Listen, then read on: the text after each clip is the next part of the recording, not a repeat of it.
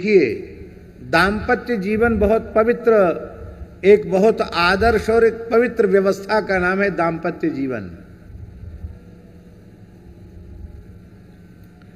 पातिव्रत धर्म की बात तो लंबी चौड़ी कही जाती है, अच्छी बात कहना ही चाहिए, पर एक पत्नी व्रत होने की बात कम कही जाती है। नारी को पतिव्रता होना चाहिए।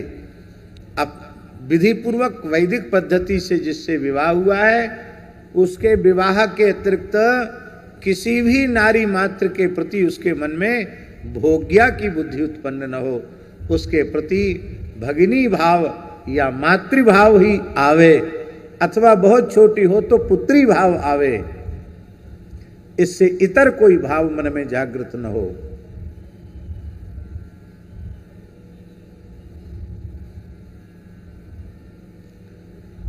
अब स्थिति आ रही है कि स्त्रियां स्वेच्छाचारिणी हो गई हैं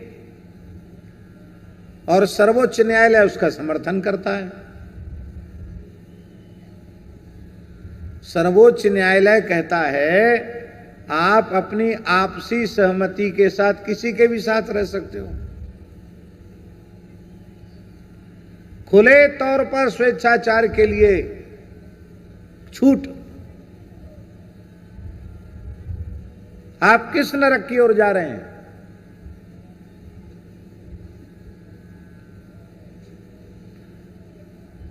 ना पुरुषों में एक पत्नी व्रत रहा, न स्त्रियों में पातिव्रत रहा, तो गृहस्थाश्रम पवित्र कहां से होगा?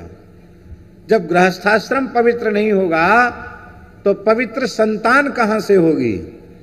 और पवित्र संतान ही नहीं होगी तो आपको सुख कैसे मिलेगा? आपका लोक तो बिगड़ेगा ही, आपका परलोक भी बिगड़ जाएगा।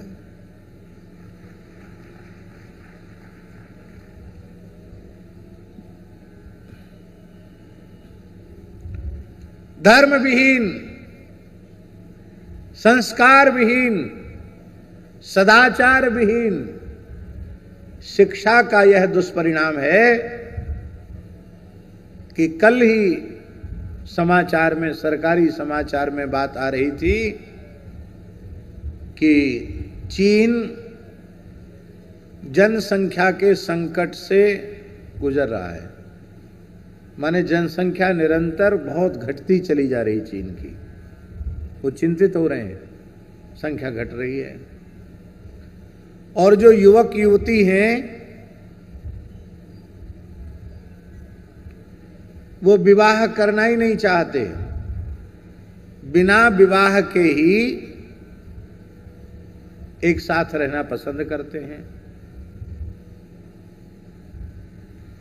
वे सदाचारी, ब्रह्मचारी, जितेंद्रिय हैं, ये बात तो सपने में भी संभव नहीं है। अब उनका जीवन क्या हो रहा है? भ्रूण हत्या, गर्भ हत्या जो ब्रह्म हत्या से बड़ा पाप है, उस पाप में वे लिप्त हो रहे हैं।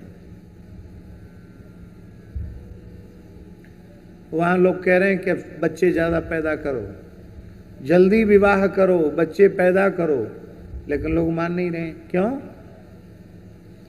कहते इस झंझट में कौन पड़ेगा, ऐसे ही भोग ही तो करना है ना, ऐसे ही उन्मुक्त भोग करेंगे। लड़के बच्चे पालने पोसने के चक्कर में कौन पड़ेगा? ये चीन की दुर्दशा क्यों हो रही है? जो दुनिया की तीसरी शक्ति है उसकी ये दुर्दशा क्यों? उसके मूल कारण में है वहां धर्म और सदाचार, संस्कार वहां की सभ्यता के मूल में नहीं है। उसको त्याग कर वे कम्युनिस्ट हो गए और उस विचारधारा का दुष्परिणाम ये हुआ कि वह संस्कृति नष्ट होने के कगार पर है। वह दिन दूर है, दूर नहीं। चीन ने पुनः यदि धर्म और सदाचार को स्वीकार नहीं किया तो वह दिन दूर नहीं जब चीन का अस्तित्व समाप्त हो जाएगा।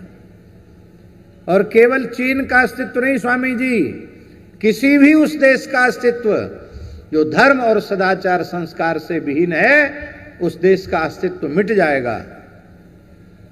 ये भारतवर्ष तो इसलिए अभी कुछ अंश में सुरक्षित है, क्योंकि अभी भी धर्मनिष्ठ सदाचार संपन्न लोग यहाँ की धरती पर पैदा हो रहे हैं।